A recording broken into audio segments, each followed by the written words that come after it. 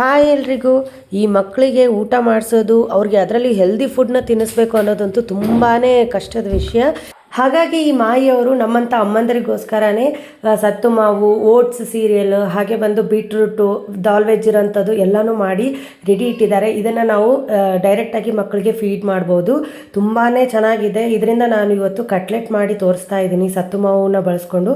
ತುಂಬಾ ಚೆನ್ನಾಗಿರೋ ಇಂಗ್ರೀಡಿಯೆಂಟ್ಸ್ ಇದೆ. ಇವಾಗಿನ ಕಾಲದಲ್ಲಿ ಯಾವುದೇ ಥರ ರಾಗಿ ಸ್ಪೋರ್ಟ್ಸ್ನ ನಾವು ಮಾಡಿ ಮಕ್ಕಳಿಗೆ ಅದರಿಂದ ಪೌಡರ್ ಮಾಡಿ ತಿನ್ನಿಸೋಷ್ಟು ಟೈಮ್ ಇಲ್ಲ. ಇದರಲ್ಲಿರೋ ಕಂಟೆಂಟ್ ಬಂದು ರಾಗಿ, ಬ್ರೌನ್ ರೈಸ್, ಕ್ಯಾಶ್ಯೂ ಇದೆ, ಆಲ್ಮಂಡ್ ಇದೆ, ಎಲ್ಲನೂ ಅವರು ಅದನ್ನು ಸ್ಪೋರ್ಟ್ಸ್ ಮಾಡಿ ಅದನ್ನು ಫೈನ್ ಪೌಡರ್ ಆಗಿ ಕೊಟ್ಟಿದ್ದಾರೆ ನಮಗೆ. ಇನ್ನು ನೀವು ಡೈರೆಕ್ಟ್ ಇದನ್ನು ತಗೊಂಡು ಗಂಜಿನ ಇಲ್ಲ ದೋಸೆನ ನಿಮ್ಮ ಮಕ್ಕಳು ಯಾವ ಥರ ಫುಡ್ ತಿಂತಾರೆ ನೀವು ಅದನ್ನು ಮಾಡಿ ತಿನ್ನಿಸ್ಬೋದು. ಏನೂ ಟೈಮ್ ಇಲ್ಲ ಅಂದರೂ ಅಟ್ಲೀಸ್ಟ್ ಗಂಜಿ ಥರ ಮಾಡಿ ಆದರೂ ಕುಡಿಸ್ಬೋದು. ತುಂಬಾ ಹೆಲ್ದಿ ಫುಡ್ ಅಂತಲೇ ಹೇಳ್ಬೋದು. ಥ್ಯಾಂಕ್ ಯು ಸೋ ಮಚ್ ಮಾಯಿ, ಇಂಥ ಒಳ್ಳೆ ಫುಡ್ ನಮ್ಮ ಮಕ್ಕಳಿಗೆ ಕೊಟ್ಟಿದ್ದಕ್ಕೆ ನೀವು. ಹಾಗೆ ಈ ಮಾಯಿಯವರ ಪ್ರಾಡಕ್ಟ್ಸ್ ನಿಮಗೂ ಬೇಕು ಅಂದರೆ ನನಗೆ ಕಮೆಂಟ್ ಮಾಡಿ ಲಿಂಕ್ ಅಂತ, ನಾನು ನಿಮಗೆ ಲಿಂಕ್ನ ಕಳಿಸ್ತೀನಿ. Thanks for watching. ಮತ್ತೆ ನೆಕ್ಸ್ಟ್ ವೀಡಿಯೋದಲ್ಲಿ ಸಿಗೋಣ.